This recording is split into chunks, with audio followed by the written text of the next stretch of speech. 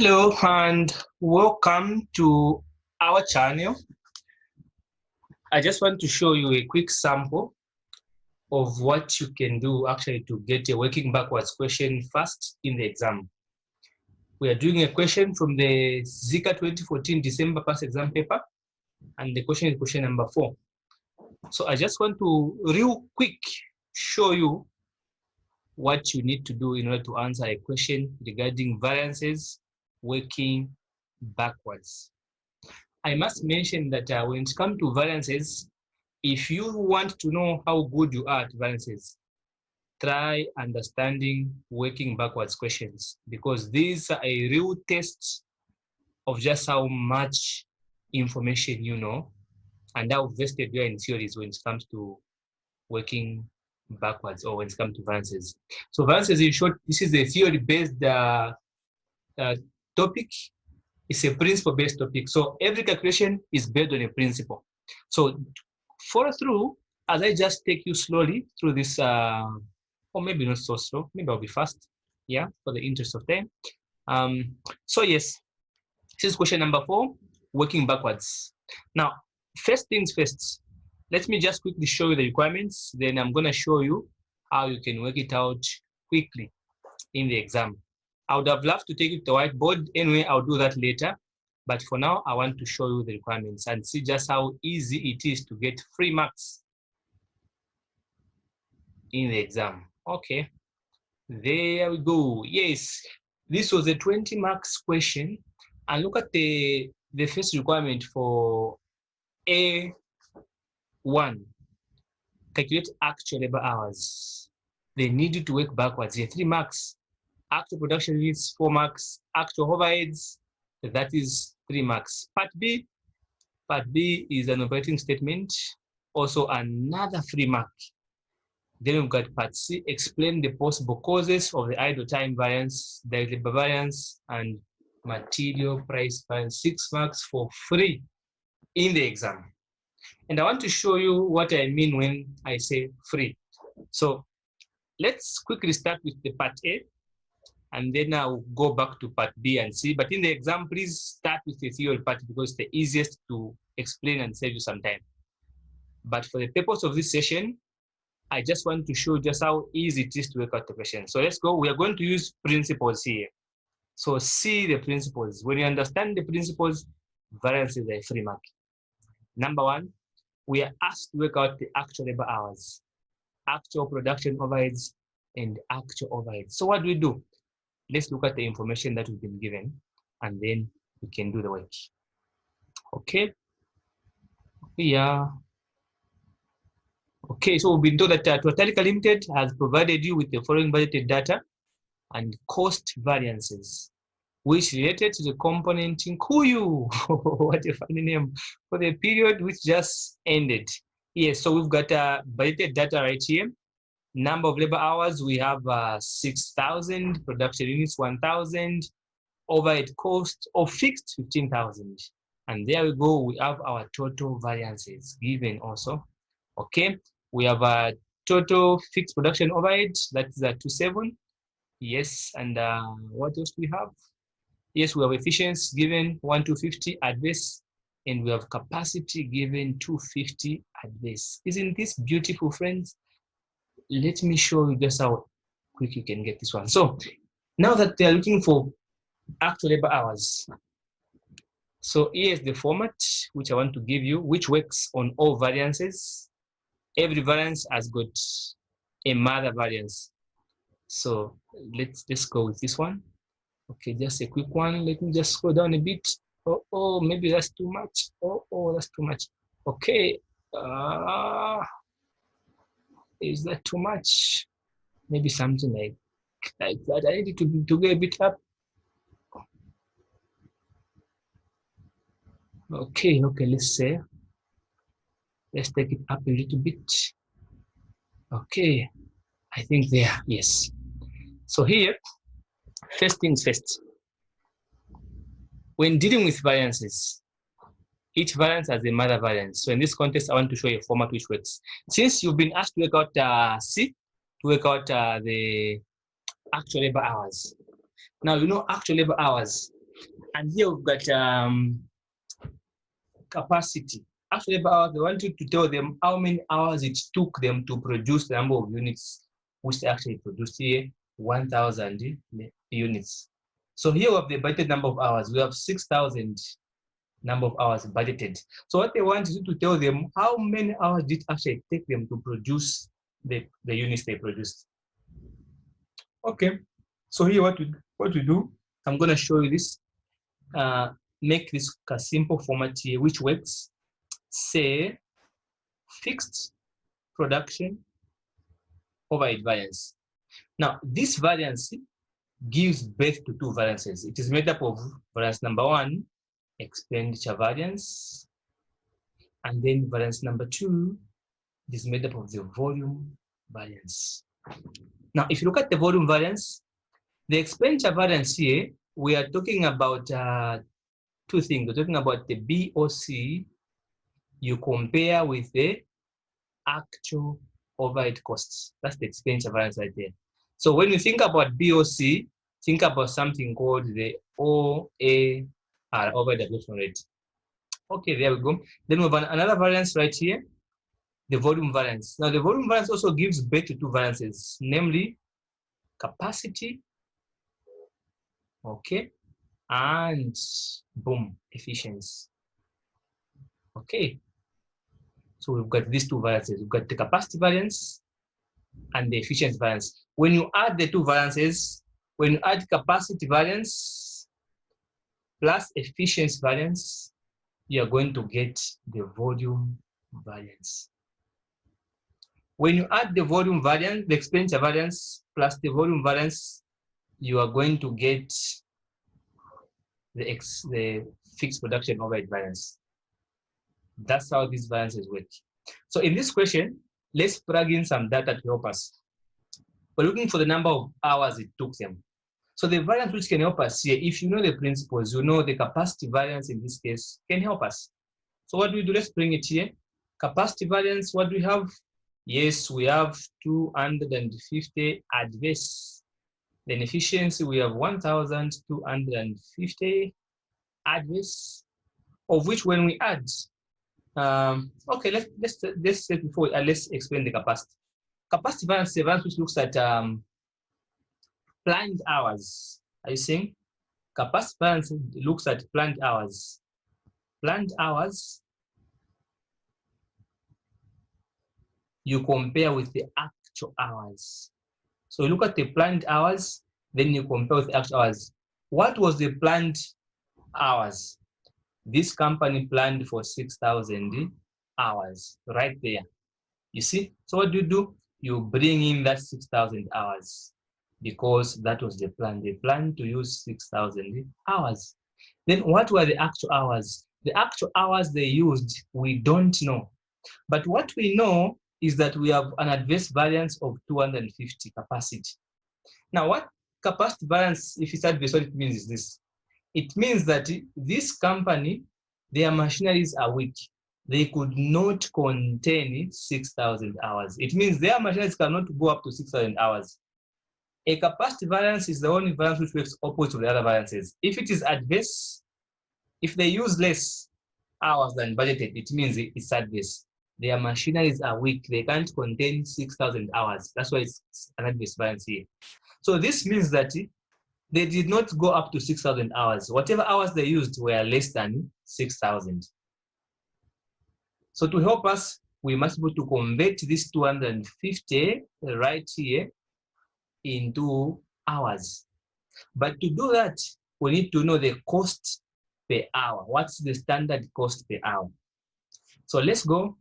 Here we go. We have the overhead cost. Total overhead cost is 15,000 budgeted. And then the total number of hours is 6,000 budgeted. So how do we get the cost per hour? There we go. We get the 15,000. We divide by the 6,000 hours. Number is 15,000 kwacha. By the 6,000 hours, we are going to get something called kwacha 2.5 per hour. So now we know that each hour is costing us 2.5 kwacha per hour.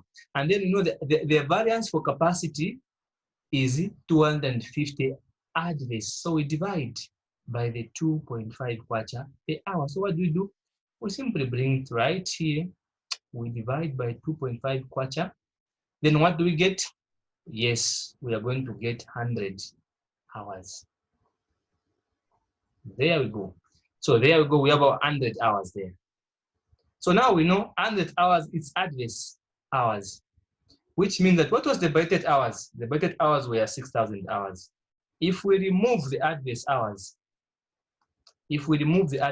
of 100 hours, we are going to remain with 5,900 actual hours. You see? So it took this company 5,900 hours. That is why it is the capacity variance is adverse, because they took less hours than the budgeted hours. If they took more, it was going to be a good thing. It would have meant that their machineries are strong enough to hold production for longer hours. That's how easy it was to get these 3 marks. Working backwards is all about principles. Okay, let's go to the next question. It says, number 2, actual production units. See, 4 marks, actual production units. Now remember what I mentioned earlier. Earlier we said that when they ask you to work out the actual production units, they are asking you to talk about volume. What was the actual volume in short? You see, what was the actual volume? Are you seeing? They budgeted to produce how many units? They budgeted to produce right there 1,000 units. But what was the actual production? Are you seeing? Huh? Okay, so let's go. We said this production variance, production units is what we simply mean when we say volume. So it's all about the volume. What was the actual volume in short? Now we know that this volume variance right here is made up of how many variances? It's made up of 2 variances. Number 1, made up of capacity variance, and number 2 is made up of the efficiency variance. Then we said if you add capacity plus efficiency, you get the volume. So we have the capacity variance of 250 and the efficiency variance of 1,250. When we add the 2, yes, we are getting the volume variance of how much? The volume variance of 1,500 adverse. You see that? So now we know that the volume variance is 1,500 adverse. Now, this is a bad thing. They plan to produce 1,000, but the volume variance shows an adverse variance of 1,500, which means they produced less than 1,000. So how are we going to know the number of units? We need to convert this figure here, because this is money, we need to convert it into units. So how do we convert this figure into units? Always we go back to the product, to the overhead cost which was budgeted. What was it? Right here, 15,000. Okay, what was the number of production? Right there, 1,000. So what do? We get the 15,000 kwacha, then we divide by the 1,000 units. We get the OAR, which is simply the 15 kwacha per unit. You remember that? 15 kwacha per unit. So what do? We come right here and then we divide.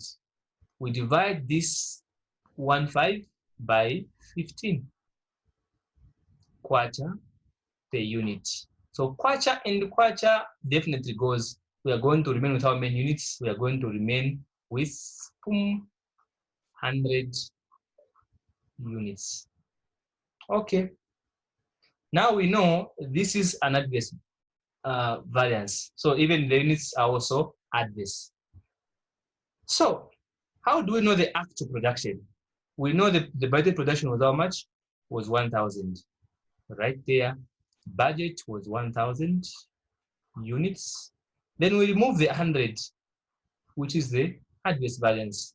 Then we get how many units produced? They actually produced 900 units. So this company produced in total 900 units. And I think it makes sense. Even the time they use is less, how can they produce more? So that's what they produced. That's how easy it was to get these 4 marks. Even bring the volume here, the production was how many? 900 units. As easy as drinking water. In the exam, you're even smiling, getting these 3 marks. Okay, let's go to the actual overhead. Ooh, actual overhead. Now, the actual overhead here, we are talking about the expenditure variance. What was the actual overhead? So the actual overhead here, what we mean that they're looking for the total overhead, actual overhead. Okay, the total overhead. Okay, so in short, they're looking for the total here. So remember what we said? We said the fixed production overhead is made of 2 variances. Number 1 is made up of expenditure and also volume. Are you seeing? So we know that if we add expenditure, here and volume, we are going to get this variance right here, the fixed production overhead. So what do? We know expenditure is 1.5, but we know that volume is 1.5. But for expenditure, we don't know. But there's something that we know. We have been given a figure in the question. This beautiful figure right here. You see this figure? This figure right here. Yes, this one right there. Have you seen? Total fixed production overhead. We've been given it was 27. So what do? We simply bring it here and insert it there. 27 on our format. Oh yeah, let me just insert it there. Yes, the total is 27. 2,700. Are you seeing? And we know this one is made up of 2 variances. So if the total is 27 and the volume is 1.5, you see, the volume is 1.5 right there. So if we get the 1.5, this 1.5 here, we remove from the 27. We are going to remain with the expenditure variance of how much? Of 1,200. So expenditure variance is going to be 1,200 adverse. You see? So we know our expenditure variance is 1,200 adverse. So how do we know the total? We know that the variance itself, the expenditure is 1,200. So how do we get to know the total? This means that they spent 1,000 kwacha more than 1,000 kwacha 200 more than the budget. What is the budget? Right there, 15,000. And these guys, they've spent over by 1,200. So what do we do to get the total? Simply add 15 plus 1,200, which gives us how much? 16,200 as our total, our actual overhead. That's our total, 16,200. There you go. There you go. That is money, kwacha. So that's our total. Simply get the expenditure variance, add it on the budget. Then you get the total right there. If this expenditure variance was favorable variance, are you saying it could have meant that they spent less than 15,000. So we could have less the 1,200 from the 15,000 if it was favorable. So in this context, adverse, which means it was a bad thing. So in just a few minutes, that's how you can dismantle a question like this one in the exam. So indeed, working backwards is such an easy variance to do in the exam. Maybe let me just give you another sample of another easy stuff, the operating statement. Now, the operating statement, they've told you to also come up with the operating statement in this question. Now, as you know, the operating statement is simply copying your answers and then pasting them. If let's say you have adverse here and then you have favorable here, what do? You get all your adverse variances, put them under this one. All your favorable, put them under this one. And then compare the totals at the end. Put a figure here, which are going to less from some form of profit here to get your actual profit there.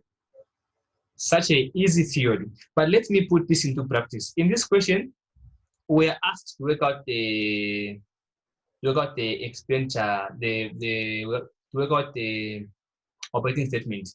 So let me just quickly show you how you can work it out. Let me take the whiteboard and then I show you just how you can work it out. So remember, the operating statement is not so difficult for this question because we don't have a lot of variances. We have few variances. So it's also going to be just not that much. So let me show you something here. Okay, let me show you something. Let me take you to the whiteboard. Stay with me. Okay, there we go. So the question said we come up with the operating statement. You see? The operating statement. So what we want here, we want to come up with the operating statement for this company. The operating statement. Okay, so how do we do that? First things first, you must be able to understand what the question is asking you to do.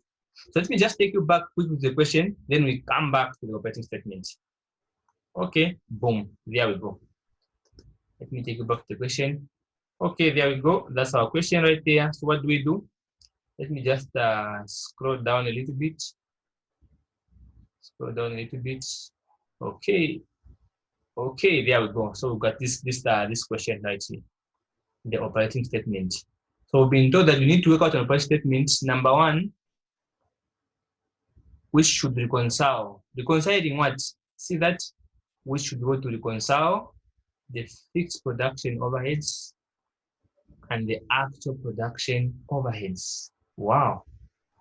Remember, here we had actual hours 5,900, actual production we had 900, and then actual overhead, how much did we have? Actual overhead, we had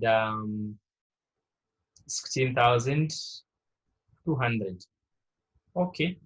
So now what they want us to work out here, they want us to work out the operating statement should reconcile this guy and this other guy. Okay. So what do we do? Let's go to the format now.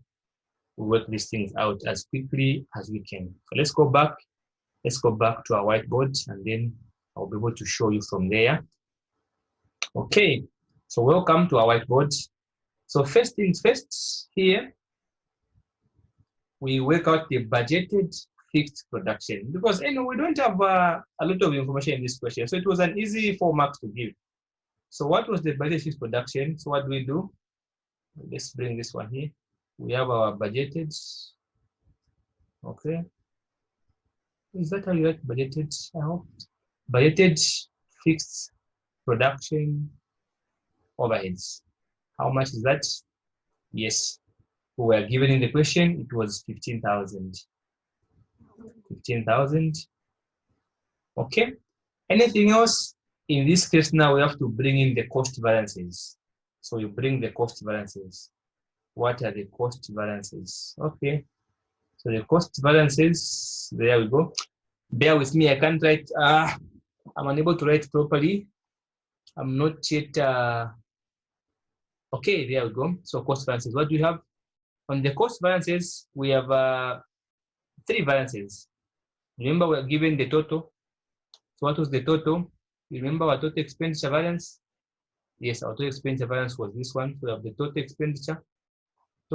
expenditure variance, which was 2,700. Okay, what else do we have? Yes, we have our efficiency variance. So our efficiency variance, yes, we are told it was 1,250 at this. Our capacity variance, yes, we were told in the question that it was 250 at this.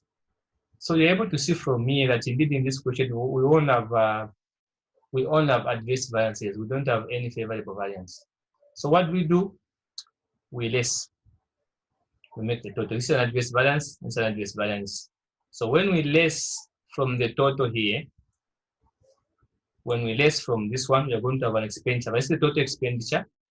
This is the total variance, fixed production overhead variance. So what we have to get to the expenditure, we are going to less. So the expenditure variance right there is going to be, boom, 1,200. Are you seeing? Adverse.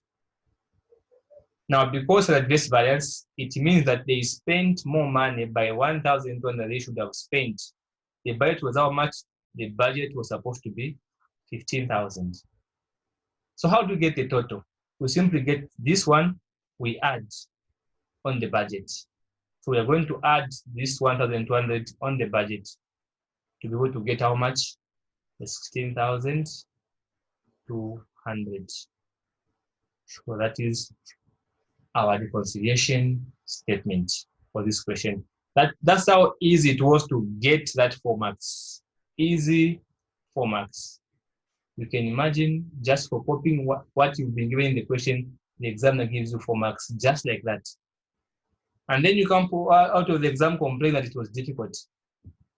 Yes, it can be difficult, but you can make it easy if you begin to practice how to know the principles now. And that's why we are here to help you. If you need to understand variances or any other topic in management accounting, please feel free to call us. Or just come to our page, the private tutor SL. Our numbers are there. You can inbox or you can text. Then we can take it up from there. So that's how easy it was to get this easy 4 marks. Then there was a third question also. Let me take you back to that third question, which was asking you to explain variance and their causes. I'll take you back to the question so we can do the third part. That was part C. Let's do part C right here. Okay, so let me take you back to the question so that we can do part C. Okay, there we go. There we go. Oh yeah, yes, welcome. There we go. Okay, so there we have our part C, explain. When the examiner says explain, it's not asking you to start guessing things, no. Here, be on point. Be on point. If it's a huge question you have to explain, it means even if the examiner has not asked you to define something, you can define what you've been asked to explain. Once you define, what do you do next? Number 2, you can give examples, if at all there are examples to what you're explaining. Once you give examples, number 3, what do you do? Boom. You can talk about things such as the advantages and the disadvantages, if at all they are there. And then lastly, what do you do? Boom. You can make a conclusion. Now, remember, this conclusion should not be biased. Just suggest, considering the above figures, so and so PLC should consider doing this and this because of so and so. That's if it's a huge question, carrying a lot of marks will be asked to explain. But for a question like this one, this is just 6 marks. So what do? We are going to explain 3 things here. Explain the possible causes. Possible causes of what? Number 1, idle time variance. That is 1. Number 2, we're explaining direct labor efficiency variance. Seriously. And then number 3, material price variance. Just saying all these 3 simple things, the examiner gives you 6 marks. I've never seen such kind of marks. These are free marks. So what do you do? Yes, let's go to labor. I'm not going to go into details. This is just a sample. I'll just explain briefly. Idle time. Number 1, it is idle time. Idle time. Or maybe let's go to the whiteboard. If it's idle time, what do you do? Idle time. Talk about machine breakdown. Seriously? There's machine breakdown right here. Machine breakdown, it can cause some idle time. Okay, number 2, how about illness of an employee? A key employee just gets sick. Or how about if an employee just gets injured? Are you seeing? Injury. An employee just gets injured. All those things can contribute to getting idle time. And sometimes could just your boss has got no work to provide for you. Employer can't provide work. Employer just can't provide what to do. So what do? Boom, you've got your idle time right there. Okay. Next, labor efficiency variance. This examiner indeed was such a wonderful examiner. So we've dealt with number one, we've dealt with idle time. We've talked about things such as the injury, sickness of an employee. Then we've talked about machine breakdown. You can't forget machine breakdown under this one. It means you don't know what you're doing. Okay, then number two, we are talking about labor efficiency variance. Labor efficiency variance is a very straightforward variance. It could be that employees are just being competent. If you have an incompetent, you have a competent team, competent employees. If your employees are competent, what's going to happen? They are going to produce faster. They're going to work more. That means they're going to be efficient. Another thing, it could be that maybe you just have quality materials. You see, quality materials in the relationship between variances. Quality materials. If the materials are of good quality, even the employees are competent, then you're going to be efficient or finish fast. It's like you are using breakfast in the royal meal to Kunshima. Obviously, for breakfast to be faster than royal meal. Because royal meal has got to cook, make sure for it to be ready for cooking it as a shima. Okay, anything else? There are lots of things here that you can talk about. And if it was adverse, let's say it was adverse, we would have talked about the opposite of this, substandard materials. That's when it was adverse. This adverse, we can talk about substandard materials being used. Substandard materials. Substandard materials, you can talk about that one. Anything else? Yes, you can talk about the opposite of this one, incompetent employees. You chose cheap labor. In the end, they cost you efficiency. So it's a lot of things that you can talk about variances. How about the material variance? Oh no, this is so easy. I just feel like jumping right now. So for material, it is easy. This could be, if you go to buy materials, then you get a discount. Don't you think it's going to be favorable? Bulk discounts. And for seeing discounts, this can make you to have a favorable price material variance. And also sometimes you've got a competent marketing team, or competent pricing team.